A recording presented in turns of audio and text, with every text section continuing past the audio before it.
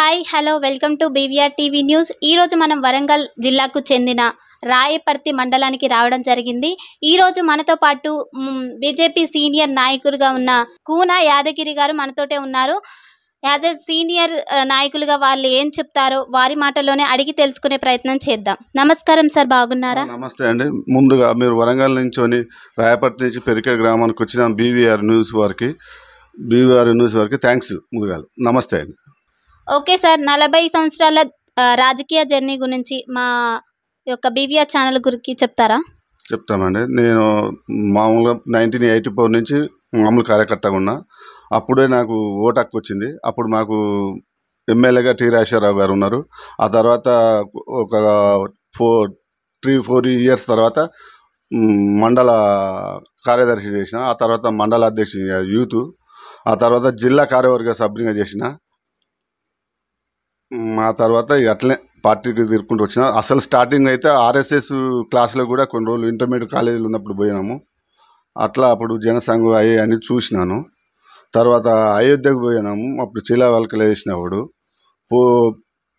పోయి అప్పుడు ఉత్తరప్రదేశ్ నైని జైల్లో కూడా ఒక వారం రోజులు ఉన్నాము. అట్లనే పార్టీని పట్టుకొని అట్లనే ఉన్నాము.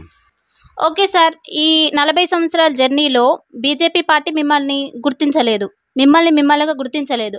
అయినా కూడా మీరు బీజేపీ పార్టీలో ఎందుకు కొనసాగిస్తున్నారు? బీజేపీ అంటే అసలు ఫస్ట్ ఇష్టం, హిందూయిజం. ఆ కారణాల వల్ల వేరే పార్టీ పోవాలన్నా పోలేకపోయినా అసలు ఫస్ట్ నుంచి. అందుకనే నేను ఫస్ట్ నుంచి బీజేపీలోనే ఉన్నారు. ఓకే సార్, ఇప్పుడు మీ ఎంపీ అభ్యర్థి ఉన్నారు కదా సార్, ఆరు రమేష్ గారు, వారిని ఎలా గెలిపించాలనుకుంటున్నారు మీరు? ఆయన కోసం మా సాయశక్తి కృషి చేసి ఇల్లు డోర్ టు డోర్ తిరిగి గెలిపించడానికి కృషి చేస్తాం. ఓకే సార్, మీ పార్టీలోనే కొంతమంది వాళ్ళకి సపోర్ట్ చేయట్లేదని విన్నాము. మరి మీరు ఎలా గెలిపించాలనుకుంటున్నారు? అదేం లేదండి, మోడీ గారి ఫలితాలు చూస్తుంటే ఎవరైనా గెలవడానికి సిద్ధంగా ఉన్నారు. మోడీ చేసిన పనులల్లా నేషనల్ హైవేస్ కానీ ప్రతిదీ డెవలప్ చేసి చూపేయడం. ఆ మోడీ ద్వారానైనా ఇక్కడ ఆరు రమేష్ గారు కంపల్సరీ గెలుస్తారు. ఓకే సార్, ఎమ్మెల్యేగా ప్రజలు బ్రహ్మరథం పట్టలేదు. ఇప్పుడు ఎంపీగా బ్రహ్మరథం పడతారని అనుకుంటున్నారా మీరు? ఓకే అండి, పడతారండి. ఎమ్మెల్యేస్ వేరు, ఎంపీ వేరు. ఎమ్మెల్యే అంటేనో మామూలు స్టేట్, ఎంపీ అంటేనో సెంట్రల్. కాబట్టి మోడీ చేసిన అభివృద్ధి ఆరు రమేష్ గారిని గెలిపేయడానికి తోడ్పడుతుంది. ఓకే సార్, మరి గతంలో నామినేటెడ్ పోస్ట్ మీరు అడిగారు, కానీ ఎందుకు ఇవ్వలేదు సార్ మీకు? మేము అడిగినాము కానీ అంతగా ఇంట్రెస్ట్గా చూపలేదు. అయితే అవసరం లేదని వదిలేసినాం. ఓకే సార్, మీకు వేరే పార్టీ నుంచి ఏమైనా ఆఫర్స్ రావడం జరిగిందా సార్? ఆఫర్స్ రాలే. వచ్చినాక నేను వెళ్ళేటోని కాదు అసలు. కాకపోతే ఏంటంటే నాకు ఉన్న పేర్ల ఇక్కడ బీజేపీ అంటే యాదగిరి, కూన యాదగిరి అనే లెవెల్లో పెరికెట్లో ఉంటుంది. మనకు పెరికెట్కి వచ్చి బీజేపీ అంటే కూన యాదగిరి అని ఉంటుంది. కాబట్టి ఆ పేరుని చెడగొట్టుకోవడానికి సాహసం చేయలే అసలు. ఓకే సార్, పెరికెట్ గ్రామంలో బీజేపీ అంతగా లేదు, కానీ మీరు ఒక్కళ్ళే ఉన్నారు, ఏం చేయగలరు? లేదండి, అది తప్పు. ఇప్పుడు ఇంతకుముందు వాజ్పేయి హయాంల నుంచి ఇక్కడ పెరికెట్లా బాగుండే. మా ఇంతకుముందు ఎమ్మెల్యేస్ 2 ఉండే. ఒకసారి వన్నాల శ్రీరాములు గారు గెలిచారు, ఒకసారి టి రాజశేఖరరావు గెలిచారు. అప్పటి నుంచి పెరికేడు అంటే మాకు అప్పుడు వర్ధంపేట కాన్స్టిట్యూషన్ ఉండే. అప్పటి నుంచి పార్టీలో బాగానే ఉంది. ఒకసారి ఎంపీటీసీగా ఎడ్లపల్లి నరేంద్రరావు కూడా బీజేపీ నుంచే గెలిచారు. ఒకసారి 4 వార్డు మెంబర్లు కూడా బీజేపీ నుంచే గెలిచింది. ఇప్పుడు కాకపోతే కొంచెం తక్కువ ఉంది. అయినా ఇప్పుడైతే సాధ్యమైనంత వరకు మోడీ ఫలితాలు చేపట్టి మోడీ చేసిన అభివృద్ధి గురించి ఆరు రమేష్ గారిని గెలిపడానికి సిద్ధంగా ఉన్నాం. ఓకే సార్, మరి ఇప్పుడైనా ఈసారైనా నామినేటెడ్ పోస్ట్ ఏమైనా అడగాలనుకుంటున్నారా? నామినేట్ పోస్ట్ అంటే ఏం లేదు. కాకపోతే మాకు ఆరు రమేష్ గారు ఎంపీగా గెలిస్తే ఆయన ద్వారా ఏదన్నా నామినేట్ పోస్టులు తీసుకొని ఊరిని డెవలప్ చేయడానికి సహకరిస్తా. ఓకే సార్, ప్రస్తుతం మీ ఊర్లో ఎలాంటి సమస్యలు ఉన్నాయి? సమస్యలు అంటే పెద్దగా ఏం లేవు. దాదాపు ఇంతకుముందు ఉన్నాయి అన్నీ దాదాపు అయిపోయినాయి. ఇంకేమన్నా కొన్ని సమస్యలు ఉంటే వాటిని పరిష్కరిస్తా. ఓకే సార్, ప్రస్తుతం ఉన్న సర్పంచ్ గారు మీ గ్రామానికి ఏం చేయట్లేదా? లేదు, చేశాడమ్మా. మా గ్రామ పంచాయతీ పూర్వం ఎప్పుడో ఉండే గ్రామ పంచాయతీ అది తీసేసి కొత్త గ్రామ పంచాయతీ కట్టిన తర్వాత వైకుంఠ ధామము ప్లస్ క్రీడా ప్రాణాంగము plus dumping yards, CC roads, lightings ఇవన్నీ బాగానే చేసింది మా సర్పంచ్. అప్పుడు సర్పంచ్ నిలబడప్పుడు మాకు అక్కడ బీజేపీ క్యాండిడేట్ లేడు కాబట్టి ఊళ్ళో ఉన్న క్యాండిడేట్లా కాకపోతే కొంచెం పని చేయగలుగుతాడు అనే ఉద్దేశంతో సపోర్ట్ చేయడం జరిగింది. ఓటు వేసినాం అంతే.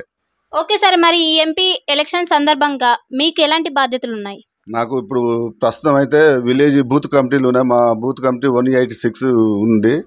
ఆ బూత్ కమిటీలో దాదాపు 300 చిల్లర ఓట్లు ఉన్నాయి. ఆ ఓట్ల ప్రతి ఇంటికి తిరిగి వాళ్ళను మేనేజ్ చేయడానికి సిద్ధంగా ఉన్నా. ఓకే సార్, మీ రాయపర్తి మండలంలోని బీజేపీ సభ్యత్వాలు అవ్వట్లేదంట, ఎందుకు? లేదు, కనీసం ఇంతకుముందు ఒక 1 year ముందు కొత్త సభ్యత్వాలు తీసుకున్నారు. ఈసారి మరి అది ఇంతవరకు రాలే. మరి సభ్యత్వాలు తీసుకోవడానికి రాలే, కానీ జనాలు మాత్రం బీజేపీకి ఓటేయడానికి సిద్ధంగా ఉన్నారు. ఓకే సార్, కాంగ్రెస్ అభ్యర్థి కానీ బీఆర్ఎస్ అభ్యర్థి కానీ ఈ ఇద్దరిని మీరు ఎలా తట్టుకోగలుగుతారు?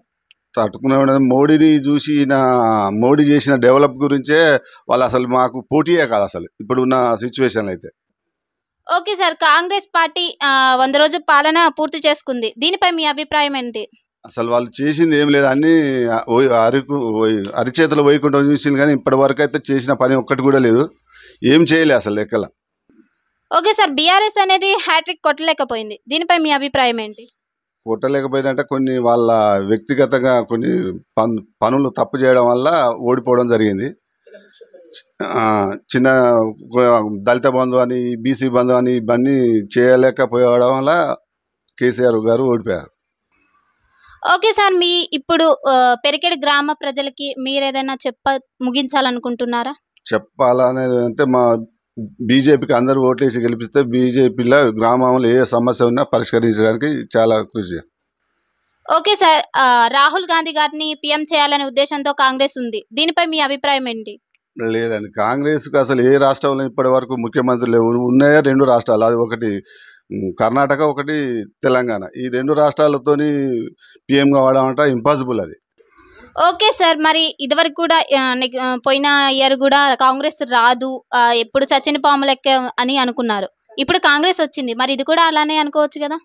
లేదు, ఏదో టీఆర్ఎస్ కోపం మీద కాంగ్రెస్కి ఓటు వేయడం జరిగింది, కానీ అసలు యాక్చువల్గా కాంగ్రెస్కి వేసే ఓటు కాదు.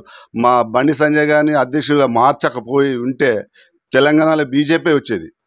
మరి ఎందుకు మార్చారు? ఇక అది మన స్టేజ్ కాదులే, అది ఇక హైకమాండ్, పార్టీ హైకమాండ్ వాళ్ళని మనం ఏం చేయలేము కదా. Okay sir, last and finally మీ పెరికేడు గ్రామానికి కావచ్చు, రాయపర్తి మండలానికి కావచ్చు, ఇంకెవరికైనా కావచ్చు, ఈ ఫైనలీగా మీరు ఏదైనా చెప్పి ముగించాలనుకుంటున్నారా?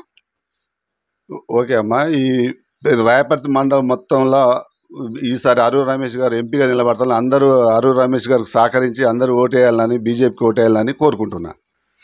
సార్, ఇంకో క్వశ్చను, అసలు బీజేపీ పార్టీ మీ వరంగల్ జిల్లాకి అసలు ఏం చేసిందని ఓట్లు వేయాలి సార్? నేషనల్ హైవేలు వచ్చేసినాయి. మోడీ గారు నేషనల్ హైవే తీసుకొచ్చిండ్రు.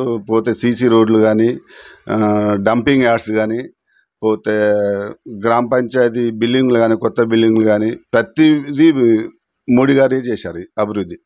ఆయా అభివృద్ధి చూసి అయినా ఓట్లు వేయాలి. ప్లస్ మళ్ళీ ప్రతి ఇంటింటికి 5 kgs రైసు, కంట్రోల్ బియ్యం కూడా ఫ్రీగా ఇచ్చేస్తాను. 5 years ప్లస్ ఇప్పుడు మళ్ళీ 5 years, మొత్తం టోటల్ 10 years ఇచ్చేస్తుంది. సో ఇదండి, చూసారుగా ఈరోజు ఇవాళ interview. And next important topics తోటి, ఇంపార్టెంట్ మ్యాటర్ తోటి మీ ముందుకు వచ్చేస్తాం. అప్పటి వరకు చూస్తూనే ఉండండి BVR TV news. Until then, bye, take care. Thank you.